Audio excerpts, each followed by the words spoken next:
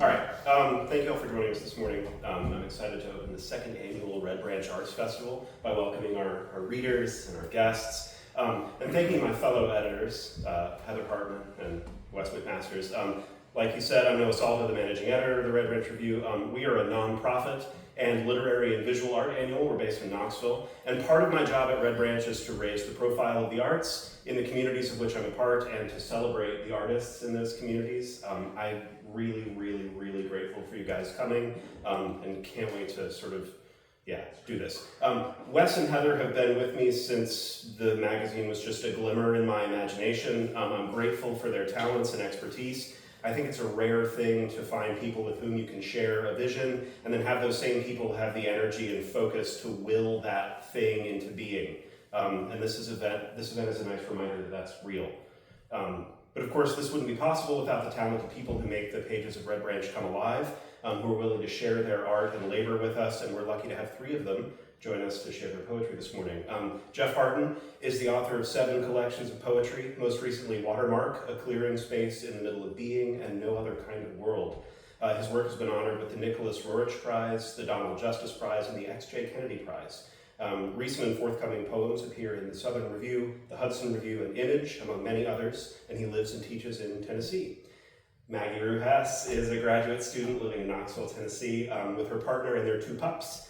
Her work has previously appeared in Rattle, Minnesota Review, and Connecticut River Review, among other publications, and her debut chapbook, The Bones That Map Us, is available now from Bell Point Press, and is available in the back for purchase. She likes to practice latte art and share baked goods with her friends. And Greg Ramkawsky, he currently calls Pennsylvania home, where he lives with his wife and 5 kids. His hands are reliably dirty, as they are today. Greg has been published by Red Flag Press, Vita Brevis Press, and his debut collection, The Broom Tree, is available now from Unsolicited Press, which is also available in the back. Okay, I'd like to give each of our poets a few minutes to read and talk about their poems, and then I'll open up the panel to questions from the audience, from each other, the ideas that we sort of have this little community thing happening. So, Jeff, do you want to kick us off? That'd be great, thank you.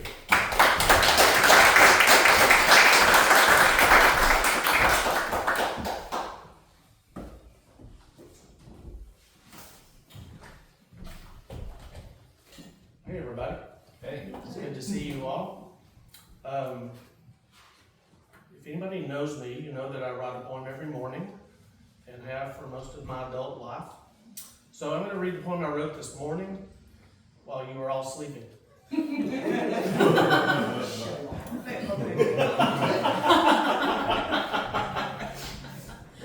This is called, I've written and published a lot of poems with titles like Taking Up the Cause of, Contentment, Taking Up the Cause of, Endearment.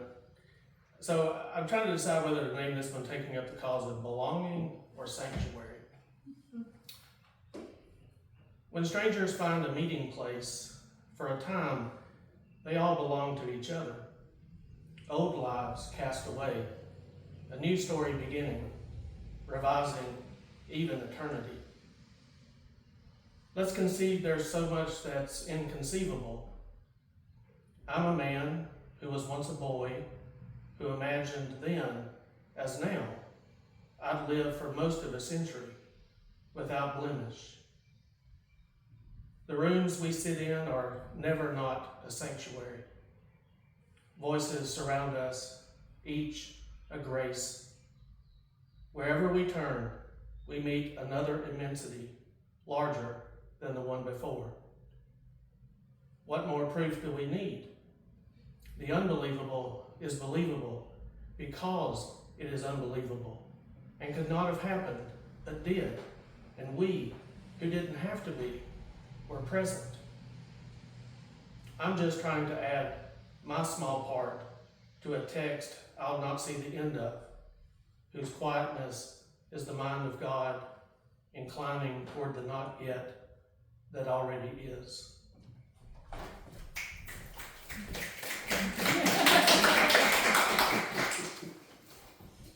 And then I thought I would maybe read 2 or 3 poems that are forthcoming. This one will be in the next issue of Still the Journal. And I got the idea of my father was a towboat pilot on the Mississippi River, so there's a few things that kind of come into the poem because of that. But it has an odd title. It's called Contemporary Poetry. Hours before a storm arrives, I feel for spines to see what catches my eye. I'm beginning to think that what we call wisdom is little more than stumbling onto one thing as opposed to something else. When my father, a towboat pilot, died, he took with him 50 years of knowing the river's changing channel. 3, maybe 4 men knew the whole of the river as intimately as he did. Years have drifted on, hours, days, and one cold February morning, when I thought to ask some ordinary detail about his childhood, now lost forever. What can death teach us that we don't already know? Wind turns the rain on a slant, sweeps both benches from the patio, then intensifies so that the woods line 100 yards away can't be seen. It's strange to think that of all his mind came to consider through most of a weary century, almost none of it was spoken aloud, and even less of it given to a page. He taught me the current might be wide, but far below, the channel follows its own course, and not always where you think it should be.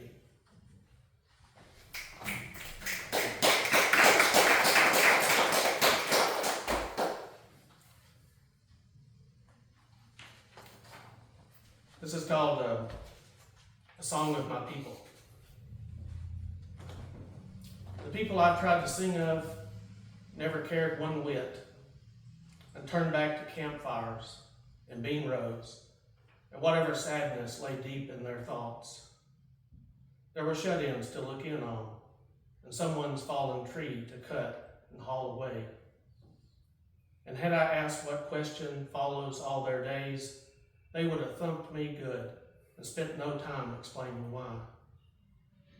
One would have motioned, "Hand me that wire cutter," and another trembled a rolled up cigarette to his lips and shook his head at nonsense.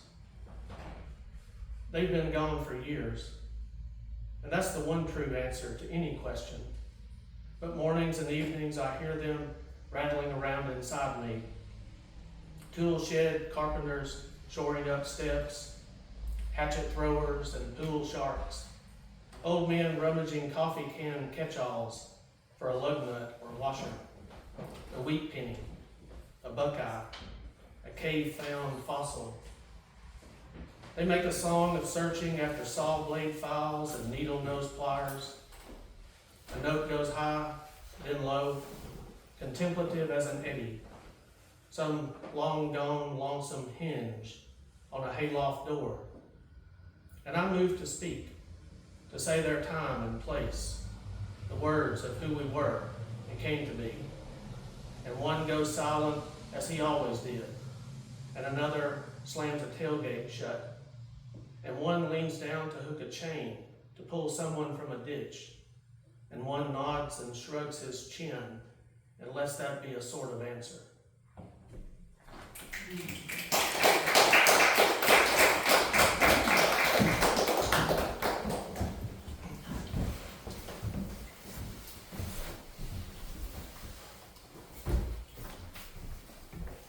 So the poem I wrote that is included in Red Branch Review. I've written a lot of poems that are addressed to specific poets, and so I can find this poem. Did I bring the right one? Yeah, you did. I did. Okay. That's a whole other story. Yeah, well, I think I was in the first issue, and, but only my bio. Growing pains. Yeah. It's been a literary journey. Yes, it's been a journey. Well, anyway, I wrote this poem. I've written a lot of poems that are directed to specific poets, and just as a way of thinking about, hey, what can I say to this person that I can't really say to anybody else? and either exploring the ways our lives intersect. Like, for instance, I wrote a poem to the poet Al McGinnis, and he and his wife adopted a child, and I'm a child of adoption, and so that, but this one is called Concerning an Eternal Day, to Linda Parsons. I'm unsure what we figured out about ways to move forward, out of childhood, out of griefs. But there's a comfort found in how the earth is always near, spilling its bounties, its paths stumbled onto, then followed, its crisp June mornings. All these we are bound to, all these speak to us. It helps to have an ear attuned to iris leaning, where the wind transcends the myths we make of heaven. It helps to have a sense that what we sense of emptiness cannot account for what we'll never know was absent. All we'll never know is present. All we'll never hold or say of grace. Still, we try a word or two to hear the least thing being what it tries to be inside this all-surrounding garden we keep tending. Perhaps we hear only what we need the answer to become, trusting there will be one if we lean a little closer to the stems and fallen petals.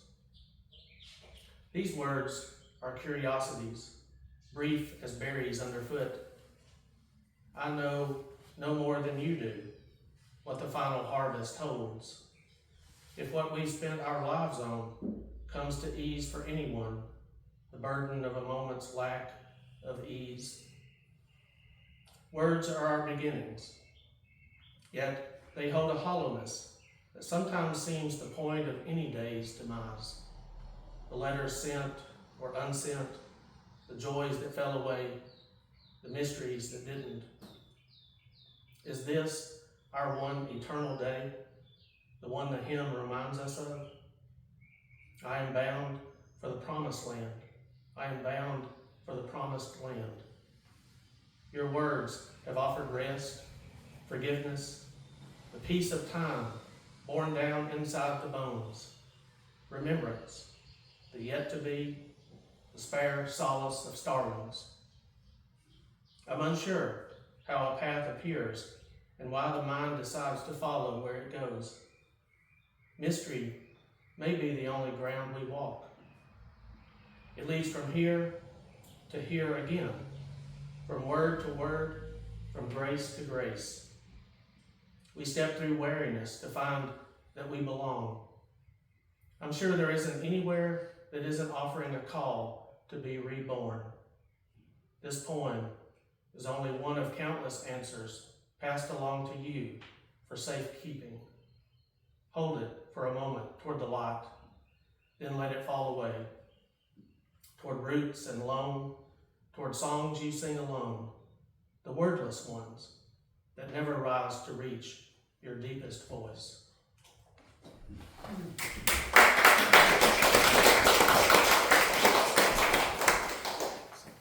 And I may just read a couple of other short poems. I'm glad I looked through that so I was here on this campus in 2013, and in fact I think I had to be ushered off campus because I didn't want to leave. I had a police escort, sir. But I spent a lot of time with Ernest Lee, and over a 2-day period, probably 8 hours of conversation. It was really, really wonderful. He told me a story about the poet James Steele and when he visited this campus. And it got closer and closer to when he was supposed to be here, and he wasn't here, and then he wasn't here, he kept on not being here, and then it was really, really close to the reading. And so anyway, the next morning before I left here, I wrote this poem. So it's called Just Off the Road for James Steele. A man who's old enough has earned the right to stop the car if, driving past some woods, the beauty so beguiles him, he is drawn to wander under autumn's changing leaves. And even if expected somewhere else, he'll now be late. We might do well to leave him to this chance at solitude. so late in life. Forgiving how he turns the car around and finds a place just off the road, then takes such care no car will come upon his own, and startled, jerk the wheel, or worse. He goes among such quiet selves and bends to sit among their roots, a wide estate. He nestles back inside a psalm of time.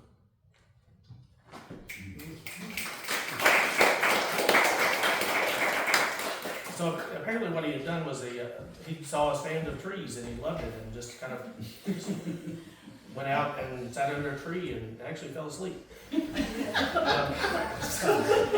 I was like, that's so wonderful.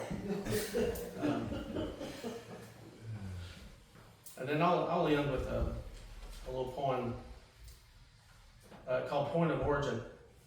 I found this poem in one of my journals and I had never topped it up years ago. I don't know, maybe 12 years had passed. I was like, it's kind of interesting. It doesn't have a title. And so I put a title on it. Point of Origin. In the cool after rain passes through, the sky to the west is a shade of purple never seen before. So what if I exaggerate? I do so out of reckless awe. From the first note, the harp lives in denouement. One's life proceeding seems only rising action. The flute makes an interlude between two breaths. My own point of origin involved a wheelbarrow full of rocks to wheel out past the barn's bent shadow.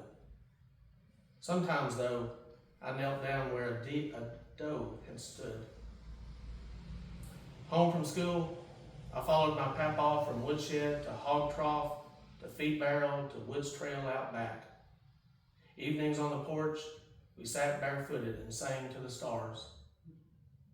I figure whatever fortune I had was just about as much as I could bear.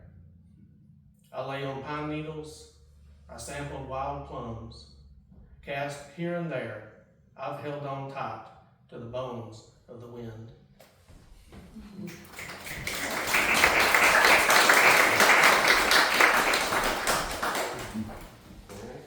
Maggie?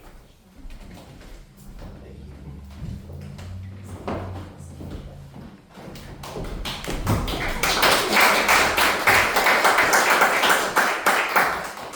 Good morning. I'm surrounded by art, I'm surrounded by writers. This is a great day already. Okay, so I'm going to read just from the chapbook because I can. And because I want to take you on its journey, or at least one of them.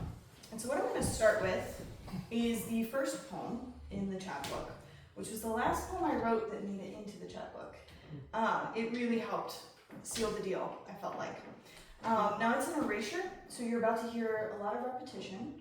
And it's actually broken up into several parts, but I'm only going to read two of the parts. So, we know the ending, but not the beginning. 1. Our mom met our father, they divorced. The story of our father. He went away a stranger and is gone now. We know the ending, but not the beginning. Part 2. Our mom tells the story of how she met our father to 3 daughters, each a separate time. There are 3 stories, and we don't know which is true, if any of them are. Our mom tells the story of how she met our father. He was taking classes, studying statistics. He was her patient at physical therapy, one of her first, because he had back problems. They met again in a laundromat. A romance began, followed by a family. Our parents are gone now, and with them, our origins. Our mom tells the story of how she met our father. He was working at a random job, at that point in a warehouse. He was at her physical therapy job because he had knee problems. They met again in a bar. A romance began, followed by a family. Both our parents are gone with the shared history. Our mom tells the story of how she met our father. They went to the same park, and one day his dog got off leash and ran away, so she joined in with a few strangers to find the dog, which they did. The case may be, a romance began, followed by a family. Both our parents are gone now, and with them, a shared history, our origins.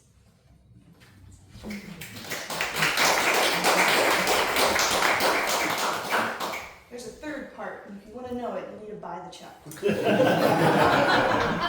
Good advertising. Yeah. It's in the back. Yeah, it's in the back. So, some of y'all might agree with this to varying degrees, but I think that like mystery is a very rich field for poetry to enter into. But when you live it, it's not as comfortable, it's not as artistic, and it's not as fun. And so I think that there's a lot of mystery in this chapbook, but it also just presents as uncertainty. So kind of in that vein, this next poem is called I Do Not Know. My mother never told us what my stepfather said when he proposed. She followed him up a mountain and came back down with a secret she promised to tell me on my own betrothal. So this is how we pass on love. It is a mystery we expect, the success predetermined by the brevity. Women knowing only to believe what they don't tell their daughters.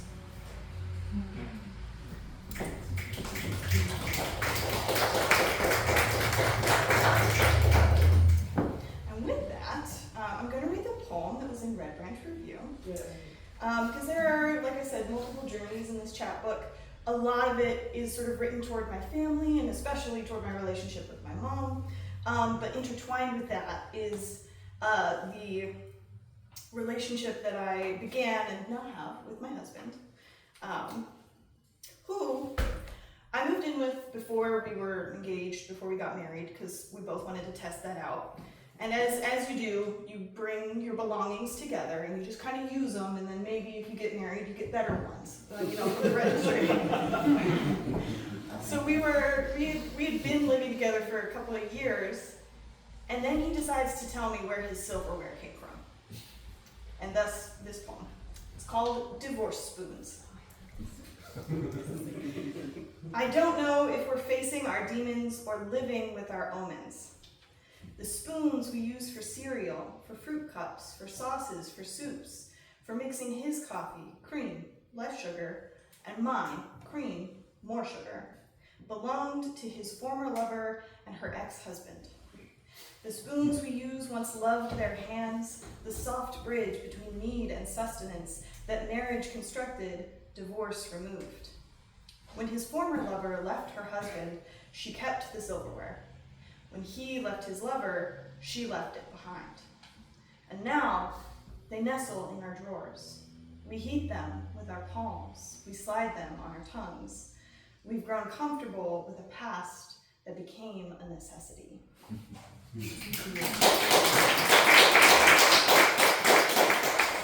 They're good spoons. We still have them. So, part of the chapbook being written for my mother is also a meditation on what the experience of losing her. She passed away about 6 years ago at this point. And so the center of the chapbook kind of brings us through that arc. And this next poem is one that I literally started writing sort of in the hospital room with her and could not actually put to a page in a way that I liked for about 4 years. So this may be relatable, but if you have something you believe in, sometimes it just takes time, right?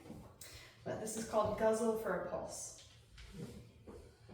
I've known since I took swimming lessons at 8 how to check for a pulse, because they teach CPR to everyone using the university pools. 2 fingers on a forearm or a neck, seeking the right artery, a patient slowing of breath so you don't hear your own pulse. When I hold my lover's hand, I press into his exposed wrist to feel it, something to carry me close to his heart, his pulse. Never love a rhythm more than you prepare for its absence. The heart is a muscle that weakens despite all its pulls. I knew in the transplant unit, when my mother lived through machines that cared intensively, but not enough, that it wasn't hers. The pulse, so strong, so constant, the things she'd forgotten to be. But still, I found the heartbeat, something to carry me close to goodbye. Her pulse pretended the syllables I already missed. Maggie, daughter, I love, until it slowed. When it stopped, the silence had a pulse.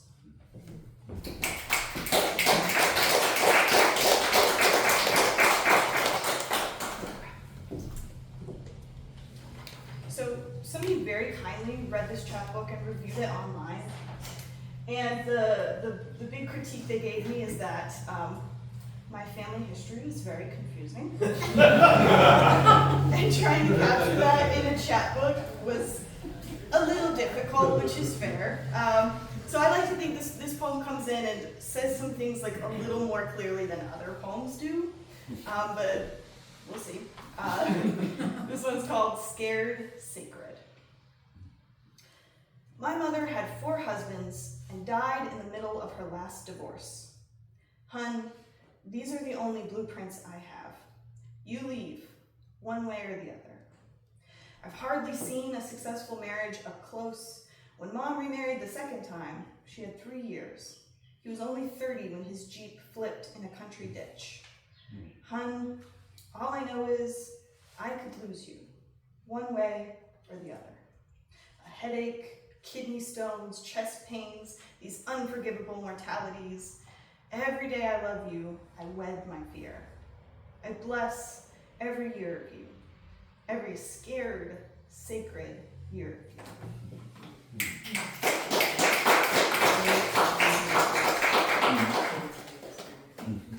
My husband was tickled I put his kidney stones in the poem. More tickling than the kidney stones. So I've got 2 more. This next one is super short, but it's one that I absolutely love reading. As my bio says, I have 2 little white dogs. They're very cute and very stinky. This poem is called, Of Course All Dogs Go to Heaven. In my heaven, the angels are all dogs. It's not a very mature reading of the Bible. But I have believed so many wrong things already. This one is harmless.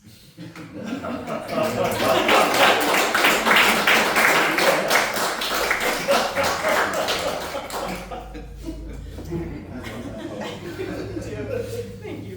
John Bluth is so proud. Yeah. And then this last one is called Summer Ages. We sit in cheap chairs in the yard, mulberries unripe and fallen at our toes, honeysuckle whispering sweetness from the brush. The shade is spring qua summer, the sun preparing for its fullness. You type distractedly, nonprofit Excel worksheet stressed. Beside me, I feel what Plato said I would always search for. We are 55 and deep in the season. We are 83 years old, enjoying good weather. We are 20 years old, just waiting for each other. We are 34 and perfect. I can spend hours not looking in your eyes, and my veins sing. Thank you.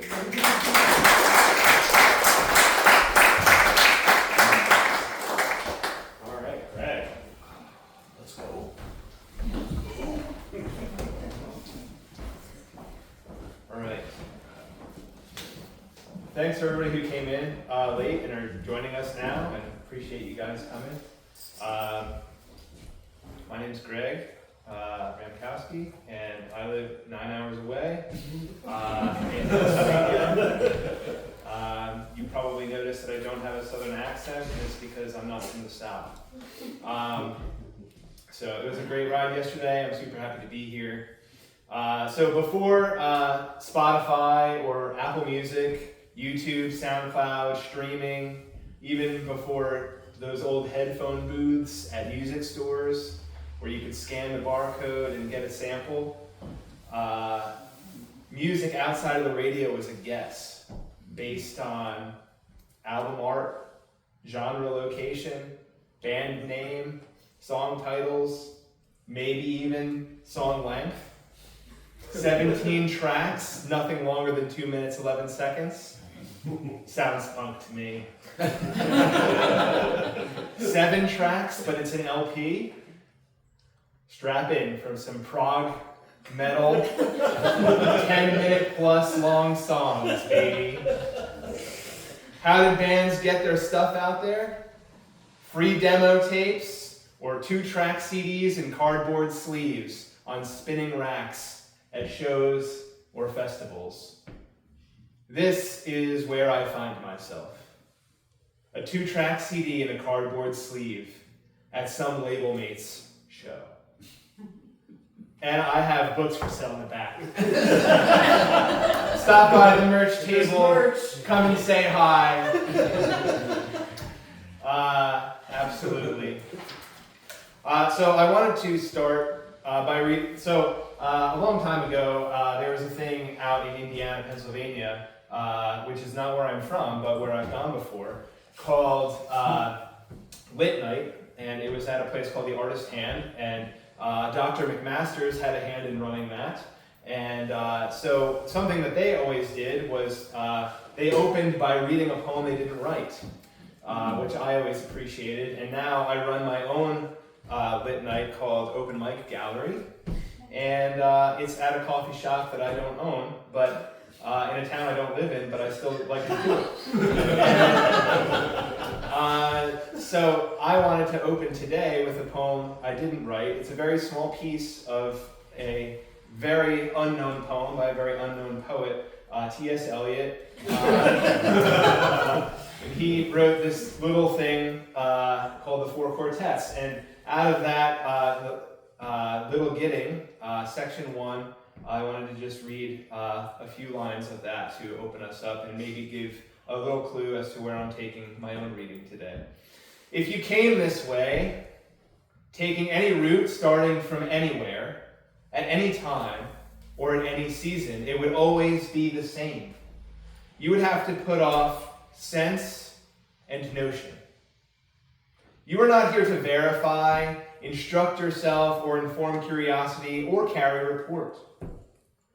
You are here to kneel, where prayer has been valid. And prayer is more than an order of words, the conscious occupation of the praying mind, or the sound of the voice praying. And what the dead had no speech for when living, they can tell you, being dead. The communication of the dead is tongued with fire beyond the language of the living. So that was just a piece of something I did not write. I recommend it, by the way. Give that guy some likes on Instagram. He needs them.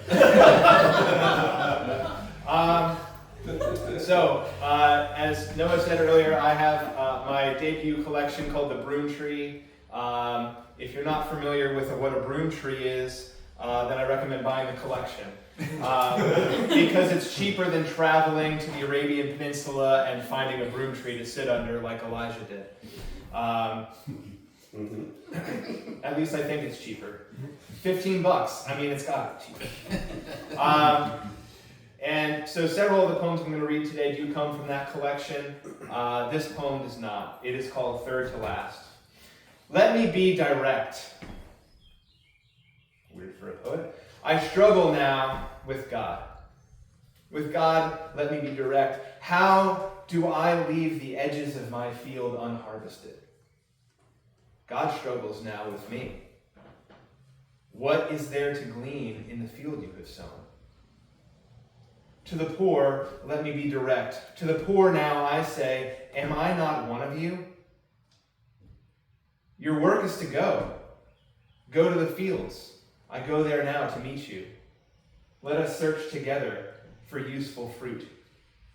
To the fruit, to the spirit of the fruit, let me be direct. What is the coefficient of maturity. The spirit of the fruit struggles now with my spirit. What is it to you? Growth is not produced by struggle, but by the one with whom you struggle.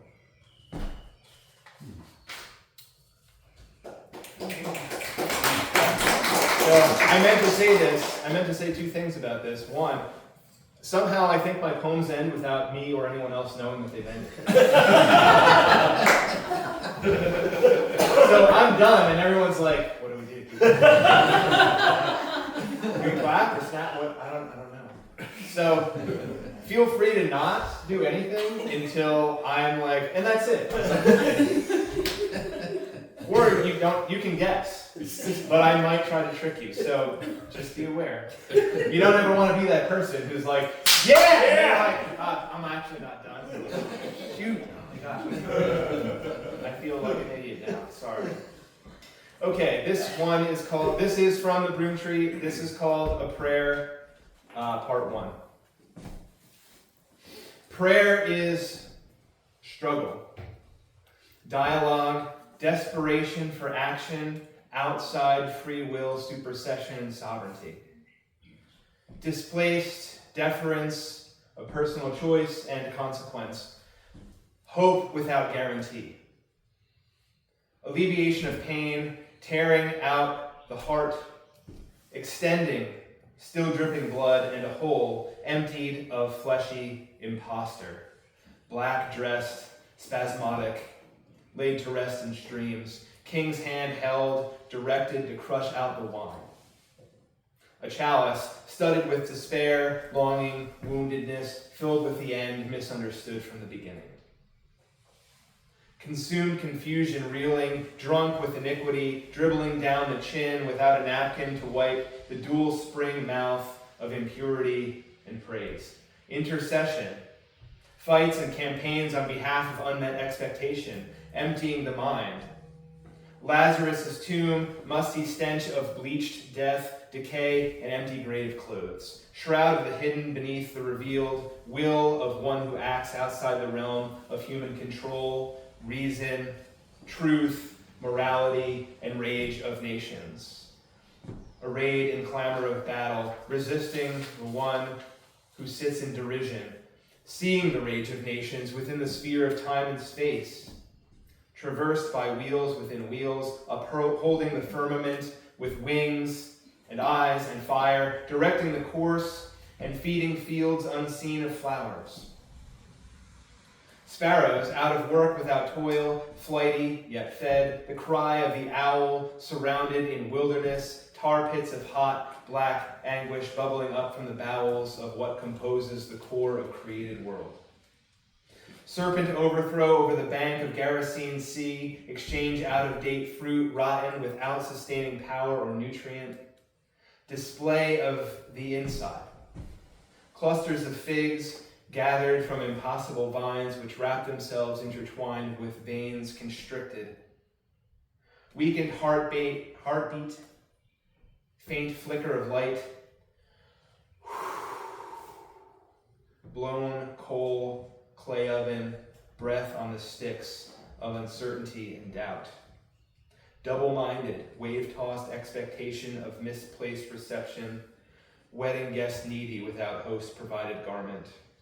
Dressed for battle, not like a man or a woman, saint or servant, byway rags testimony of pods to fill the stomach of an ungrateful son who deserves death and is embraced with robe and ring and right to come collapse and face tomorrow today. Prayer part 1. So, weird thing about like these prayer poems, I have 3 of them. I might not actually read all 3 of them. I might follow Maggie's lead there and be like, yeah, I brought them, but I didn't read them.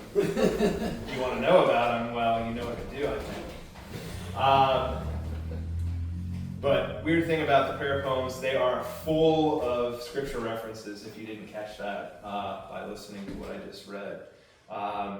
Just full. And one thing that I think is super interesting is that the wedding motif, the Hebrew wedding motif that you find throughout the New Testament, where the host of the wedding sees someone not dressed for the wedding and says, "Friend, how do you get in here? How did you get in here without your garment?"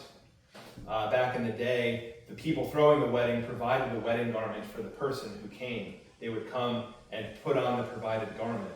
So the idea of coming in and just walking around without the garment that you need for the wedding is like so ostentatious and insane. But I think about that within the scope of prayer all the time.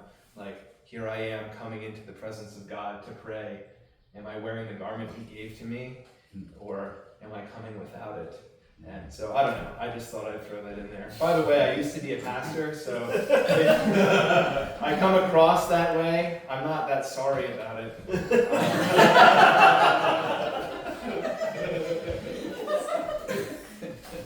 All right. Let's go with deconstruct, or D-con-struct. It's kind of a hot button issue right now in Christendom generally, but I thought I'd write a poem. Also, if you feel offended by this poem, I don't mind that, and I'm happy to be scolded by you later. Okay, here we go. Dwight D. Eisenhower is responsible for requiring "In God We Trust" appear on all American currency, for making it our national motto, for putting "under God" into the Pledge of Allegiance, not necessarily due to a devout faith, unflappable belief in a Judeo-Christian God, but more as a response to the rising influence of communism.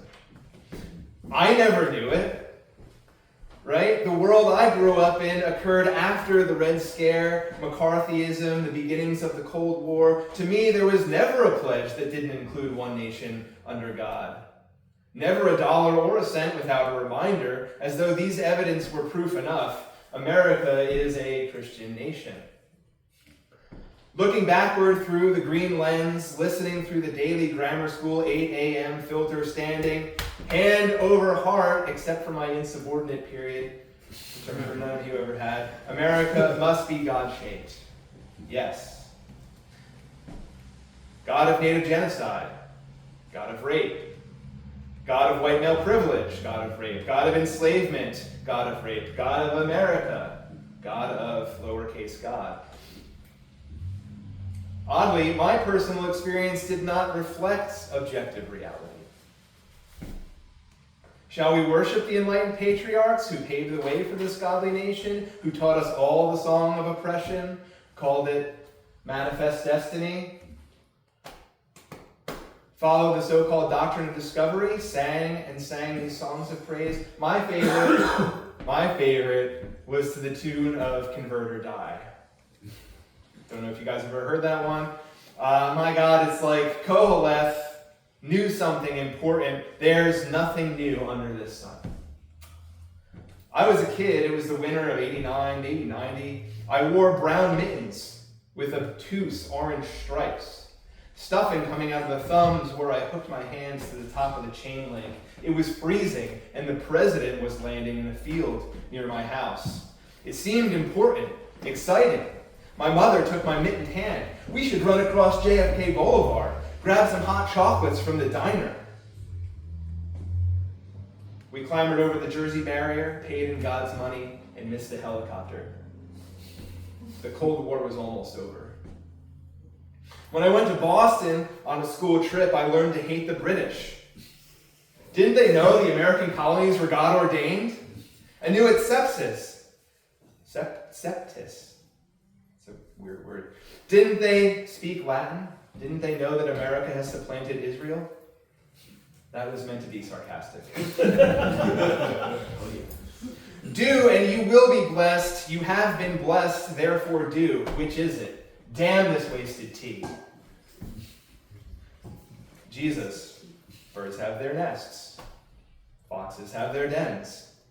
The Son of Man has nowhere to lay his head. Jesus. God of rape. Jesus. E pluribus unum. Jesus. America. These days, Christian nationalism is a serious minority position. They pay in Eisenhower dollars. They sip their tea. No surprise. I'm English, also Irish, Welsh, Scottish, Europe. Some say Eastern Europe, some say, and I wonder if I've participated in pogroms or the target of them. A new Cold War might start any day, and maybe it already has. I'd like to understand how to grow, how to spend God's money, what happened to those mittens, why I prefer coffee to tea. I'd like to parcel responsibility, to reconcile pluralism, to own what's mine, and to give away the rest. I'll leave it on the ground beside an overstuffed Salvation Army donation bin. Deconstruction can mean at least 4 things, and that's if I compartmentalize. It all seems to bleed through, though, into what's behind me and into what's before me. It is fat brown mittens with obtuse orange stripes and the stuffing coming out, holding hot chocolate in a styrofoam cup. It is getting sent to the office for insubordination and cutting coins into letters for fun. It is sitting by a stream, watching the water disturb tiny growing things and realizing God provides. It is waiting on the provision I was taught would come and realizing it wasn't coming. It is taking off my shoes and clapping them together as my friend turned his back and walked away. It is being fired. It is my father dying. It is my wedding vows. It is covenant. It is work and life and despair and choice. It is God. It is lowercase God. It is history versus taught history versus retained history. And it is who my children will become. God, what have you to do with all of this?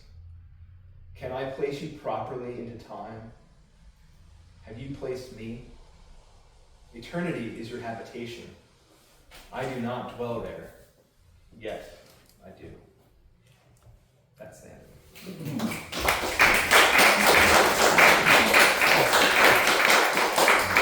All right.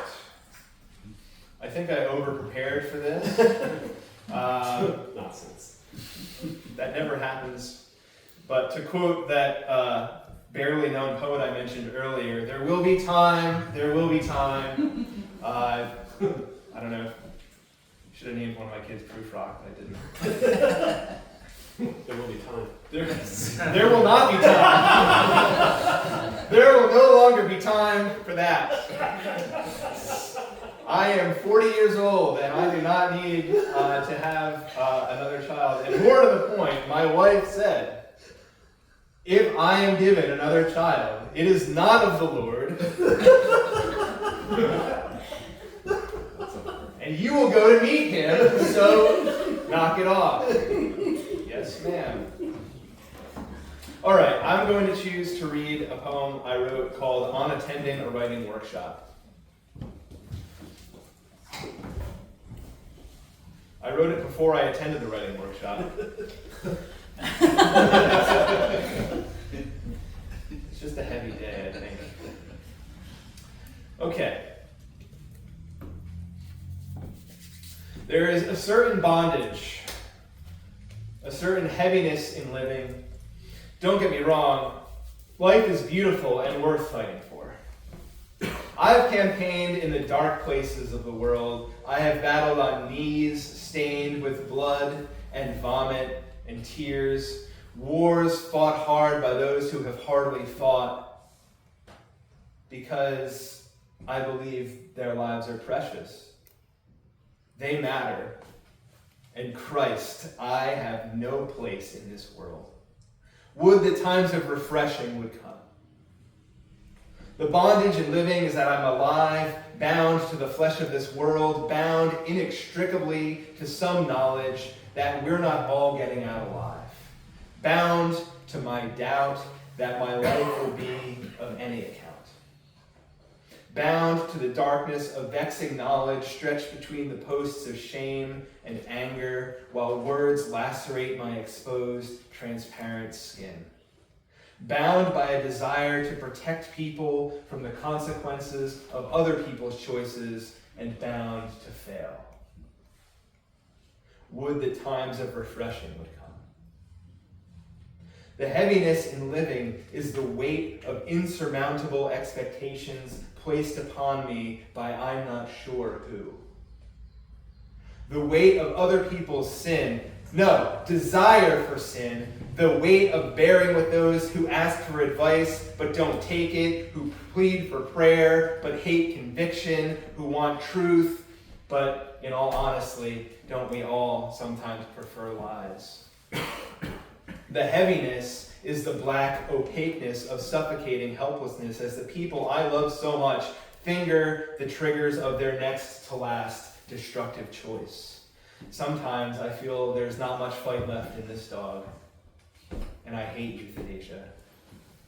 Truth be told, the fist-sized muscle inside my chest is clenched in a defensive posture because if I don't constrict the warm flow of compassion, if I don't bury empathy in a shallow grave, the burden and the bondage that threaten to overwhelm me might just become my millstone.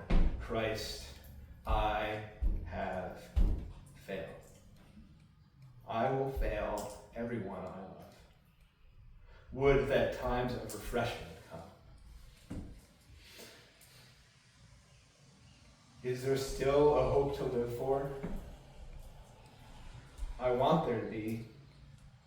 I want it for everyone else, so why not for me? Is there space enough to spill my blood? Can I disclose my palpitations here? Damned if I know, but doubly if I don't try. I'll wipe the sweat from my face and the blood from my wounds. I will get up in the strength that you provide. My heart reminded me we have to keep fighting. If I die, let me die with a sword in my hand and tears in my eyes. I'll keep writing. Yeah.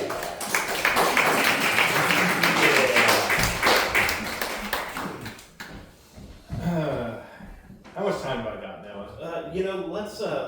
Let's have a little aperitif after that one. Let's call it. Let's tap out. Yeah. All right, then I'm tapping out.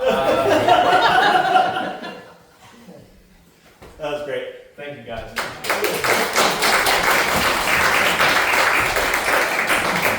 Okay, I kind of want to shift gears. So one of the things that we get to do, because I said so, is that we go through all the effort of driving 9 hours, 4 hours, pouring our hearts out into books, and we want to talk about it. So if you guys want to come up to the front, we're just going to have, you guys can talk to these people and ask them questions, and that's the plan. So have Steve be real awkward in front of a room full of people.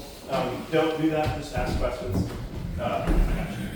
I'm going to start this off if that's okay. Yeah. And I'm going to make the stomach of every academic in the room drop. It's more of a comment than a question, really. I'm just kidding. It's actually a question. So one of the things that's really beautiful about all of this is I've known Noah for 7 years. I've known Heather for 7 years. I know some of these students for 4 years or more. And it's a really beautiful community. And I've known Greg for 18 years. And so to be able to be in this room with people who have shaped my professional career, with students who have shaped my life, with friends and colleagues who have shaped my life, and with a man who was there when I was 15 and an idiot, is a really, really beautiful thing for me. And this is really what it's all about. And so the chance that we get to work together, and the chance for Noah to kind of lead this review and to give us the opportunity to do things like this is really important. So my question is, how does community shape your work? It is a question. It wasn't a comment. See, I'm thinking of all of you, Dr. Underwood especially, because she's part of my community and my favorite. So, yeah, sorry. Jeff. You're first. I live in the first town I lived in, that I grew up in, I kind of felt like I didn't have anybody really much to talk to about this other stuff going on in my mind, right? So eventually I found a community at Austin Peay State University. And that was probably the first time I was around it, especially grown men who had thoughts. Sounds awful.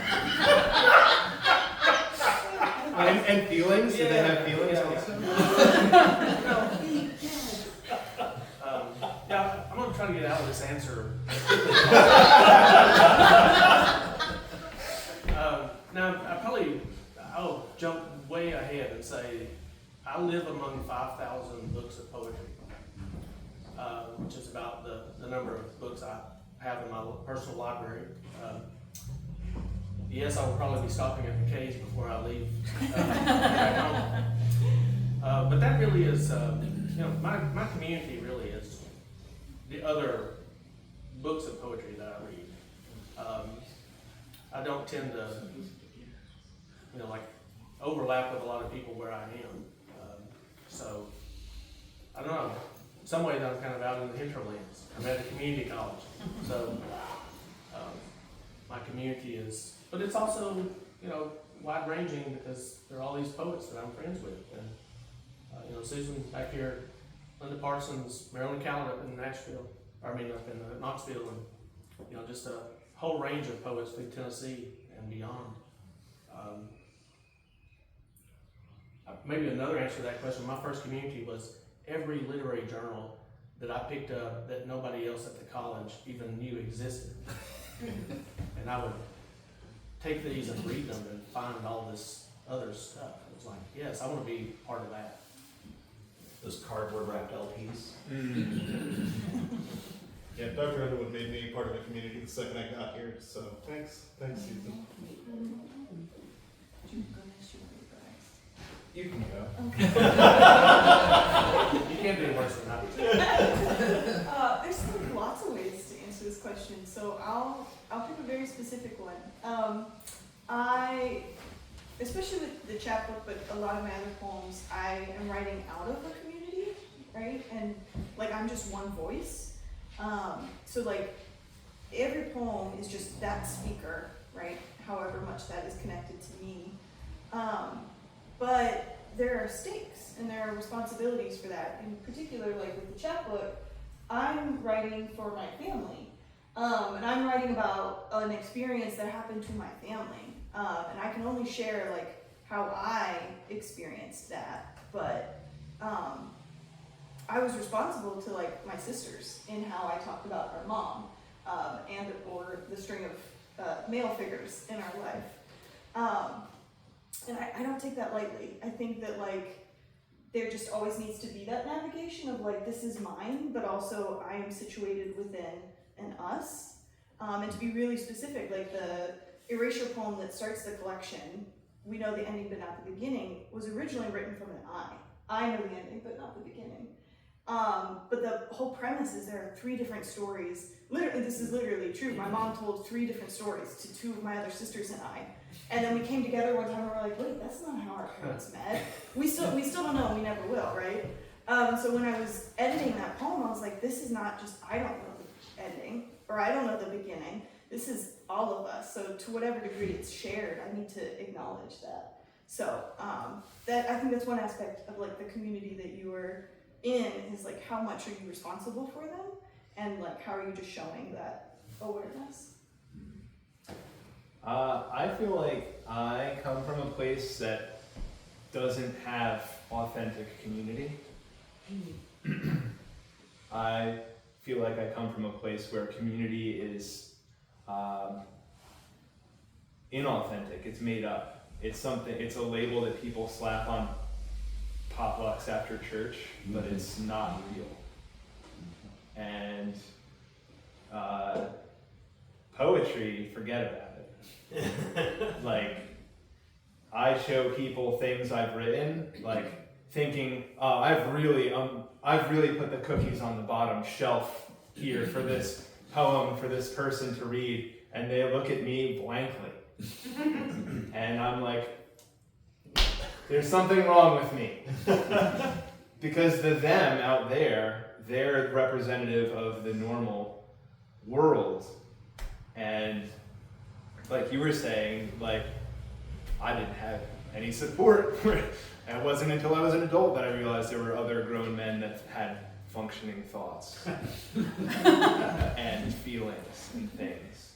So, but because I'm a poet, I tend to, be very self-aggrandizing and think too highly of myself. And think that everyone else is just small and insignificant. So maybe that's why I don't have any great community, because everyone knows that, I don't want to be around that guy. Just listen to him. But no, in all seriousness, I think that having great community would be so awesome. But I also feel like a lot of what I think of as my best work comes from a place of barrenness. And I don't recommend 0 out of 10. But it comes from that place. For me, it comes from that place. And the little bit of community that I think experience now definitely comes from being a part of this wider world where we get to be a part of and interconnected through online spaces and interacting with people that we would never otherwise know. I would never otherwise know any of you apart from coming here today. So. This reminds me, one of my oldest friends is the novelist, short story writer, Tony Early. And Tony wrote an essay many years ago called Somehow Form a Family. And I remember reading this in Harper's Magazine in the library, and I just fell out weeping at the end of it. And he had a sentence that probably we all wish we had written. And he said, "A writer writes about a place not because he belongs there, but because he wants to." And it was like, that was so crystal clear. I mean, we all crave community. And in lots of ways we really do have it, but it still seems insufficient. Even I said years ago, in something I wrote, it seems to me that if poems should do anything, they should confirm our intimacy. They should at least point us in that direction. And so probably writing poetry has been an attempt to figure out, well, like I said about the poems, or the poem I read from Linda Parsons, in what way does my life or my thoughts, my writing, how does it overlap with this person? What is it that we share? And so writing becomes a way to try to figure out, hey, there are these words that I'm using these words, you use these words. Can we meet, and abide inside these words together? Not like I put a toe in and you put a toe in, but I leap full bodied into it. And will you do the same?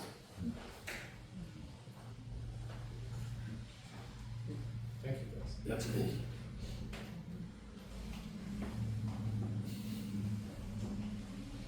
Students? Come on, students, this is for a grade. 10 extra credit points on the next Dr. McMaster's assignment. Ken McGovern needs it. Oh! Can I ask a question that's sort of related to that? Have you ever hated the gift you've been given because of that particular issue of you're outside of what many people consider the norm, and it is difficult, I think, to find other people that have a similar. I always think of it as the E.T. moment, you find one other person where you can go, oh, look what we did. Yeah, Elliot was touching a dead person. So Not yes, to bring that it's a corpse. It's a corpse. I relate to you. Full embrace. But the finger lit up. It did lit. Yes, the finger there did was lit light up. when that happened. So that's the point. Do I regret it? No.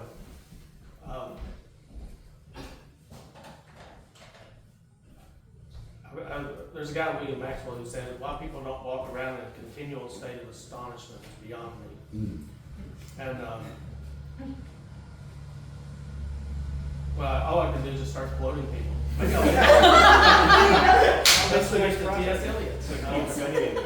But no, I mean, think about, I was reading a Mary Oliver poem yesterday in one of my classes, and she mentioned William Blake. I'm like, hey, if the doors of perception were ever cleansed, we would see the world as it truly is, infinite. And that part, that's not lonely at all, you know. Or maybe my favorite Bible verse, Acts 17:28, for in him we live and move and have our being. So I'm never outside of anything. I'm always only inside God. It's everywhere, you know. And did you notice when you were reading the birds singing Yeah. outside? It's like, those are the songs without words. I felt a little louder. It was cool. Felt an accompaniment. No, I feel that way all the time, though. I mean, it would be wonderful, I suppose, if everybody walked around like that. But I just had my wife was seeing back there. I remember her years ago. She was still in bed, and I was going to work, and she was like, "Look at you! You just can't wait to get there." But that's what I feel about every moment I live. I just can't wait to get there. And it's going to be really hard for me to let go. You know, I want to be that guy that lives to 109. Or longer. Yeah.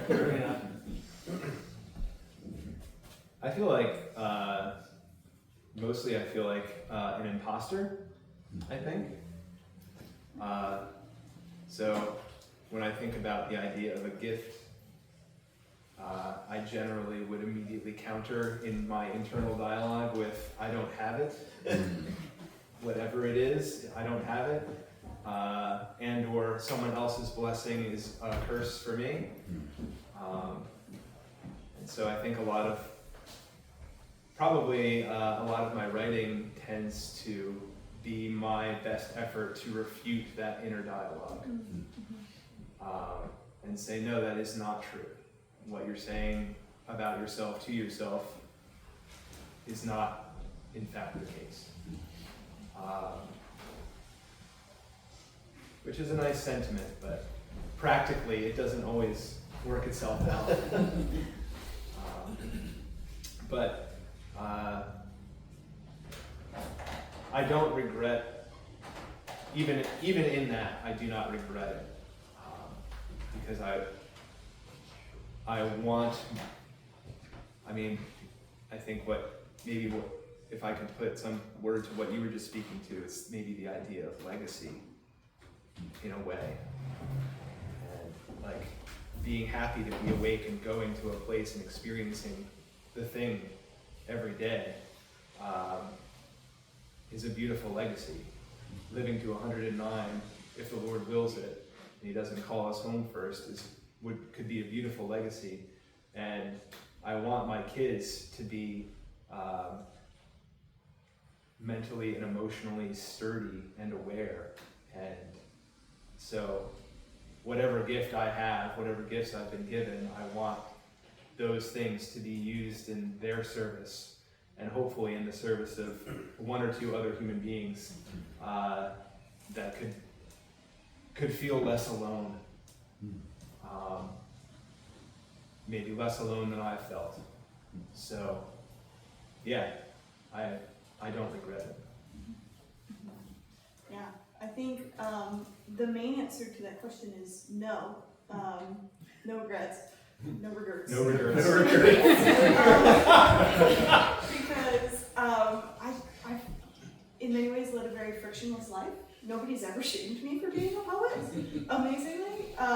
Somebody asked me one time how my family responded to poetry, and they're like my #1 fans, aside from my husband.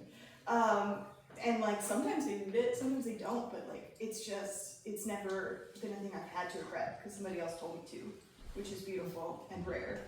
But the yes answer to that question is I think that my poetry makes up for a deficiency in me. I am not very good at talking about my feelings, ever. And I'm working on it. It's my lifelong project, I suppose. And so the poetry's been there. It's almost been the compulsion. Like this, you need to work this out. And so this is the way that it has to happen before it can happen verbally. And so that's like, if I regret anything, it's just like, man, I wish I could speak as well as sometimes I can like write it down and like convey it, and or you know, then it's like, if I do put it in a poem, it's like, gee, I hope you understand what I just said because it was directed at you, you know. But yeah, so there's the no and then there's the yes. I have a question on the topic of negativity. So a bunch of us as students, we are going to be entering this world as artists, and we know, and it's been kind of a topic this semester in some of our classes about rejection, because the world of artists of any form is just filled with so much rejection. And I was wondering how each of you navigate that part of being an artist, being a poet. Can I start first? So story time. When I finished undergrad, and I had a minor in creative writing. It was a small liberal arts school and things were complicated, but so then I went to be an English teacher, and the summer before I started teaching, I was like, I need to start figuring out how to publish my writing, because that's the next step for me. Nobody's told me how to do this. I need to figure this out on my own.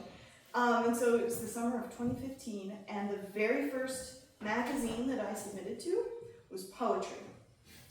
Same. Because I didn't know anything else. I thought that was a good idea. And Easy to get into. Yes. Notoriously, right? Very, yeah. Except for me. Notoriously easy. And so I sailed it, and then like the next one was like, I don't know, something like the Paris Review. Yeah. It wasn't The Paris Review and the New Yorker, those are the first ones. Yeah, actually I think it was the New Yorker. Yeah. So anyway, Those are my first ones. I sailed it. I got rejected from those, and that set the bar at rejection. Which I was like, good, because I've been told by my professors, I was like, you're gonna paper your bathroom walls with your rejection letters. And I was like, okay. And so it was just like starting with the big dream was like, believing in yourself. And not to be cheesy, but like, I actually think you need to be a little bit of an insane person when it comes to your self-belief. Fail hard, fail fast, make that the norm. And then the celebration of the acceptances and like the successes is incredible. Because those came eventually.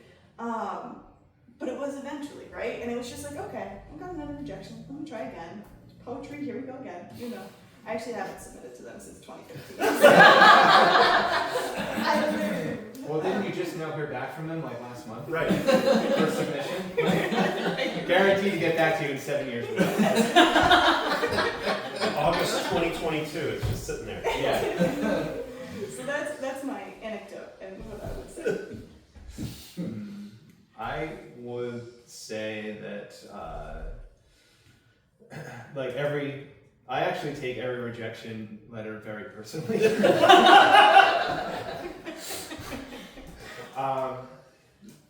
To a point. What it's done for me is forced me to reevaluate who I am and what I'm doing, I guess. And do I want to continue this, and why? Right? Like, what is my purpose in writing? Is it to please people? Is it to get famous? Is it to engage with the wider world? Or is it more personal than that? Am I writing for myself primarily? Or is it some mixture? I'm writing for me, but I hope someone else might appreciate it. What gives me my value and my worth as a person? I think you kind of prefaced your question with, like, a bunch of us are going to graduate as artists, and I agree with that 100%, but I also would say you're graduating as people. And so, like, somewhere in there is like, don't lose your personhood to a label, whatever that label might be. Whoever grants that label. Yeah, because who cares if poetry rejected you. Their loss. there it is. Their loss. Bunch of hacks. Yeah. A bunch of no talent hacks that clearly have never read a single thing that's any good. And all they publish is like the most pretentious contemporary work. They couldn't appreciate a villanelle if it came up in Vita. Who needs them? Okay?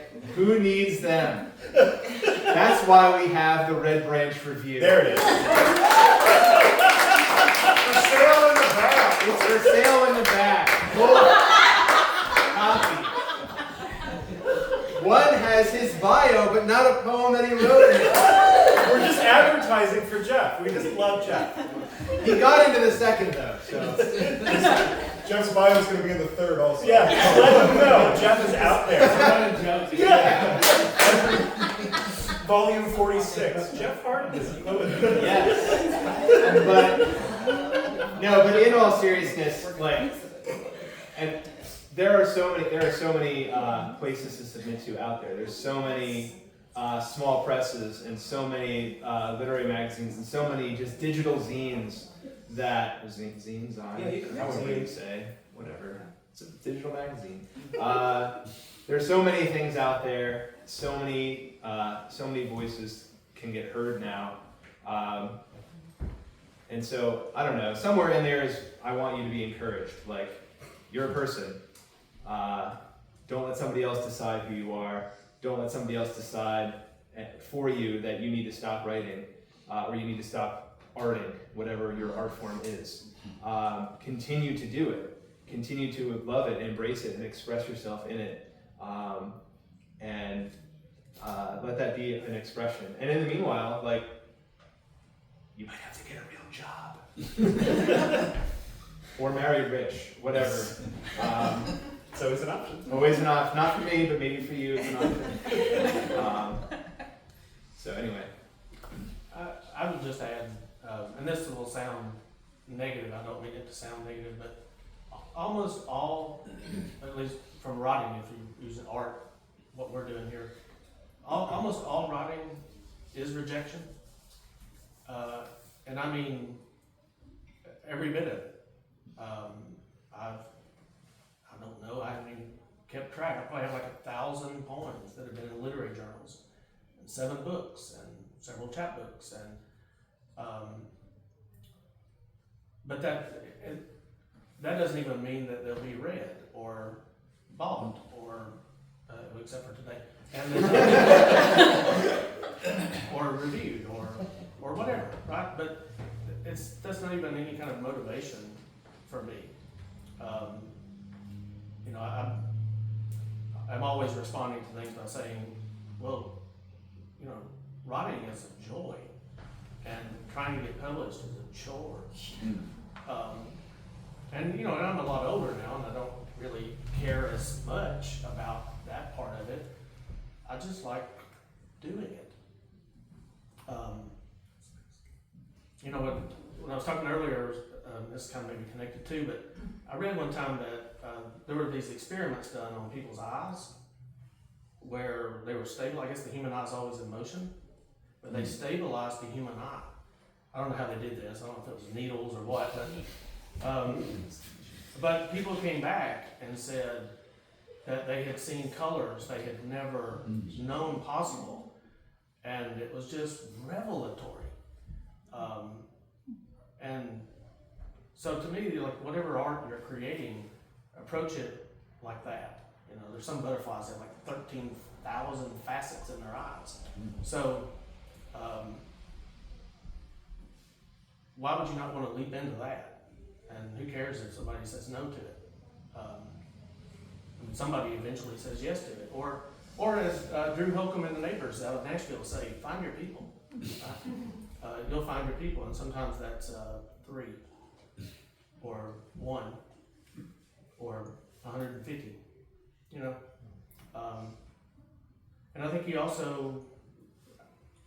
have to let matter what matters to the people to whom it matters. So, and first and foremost, it matters to you. That's a great answer. Okay, I think what I want to do is make things like a little less formal, give you guys like a break.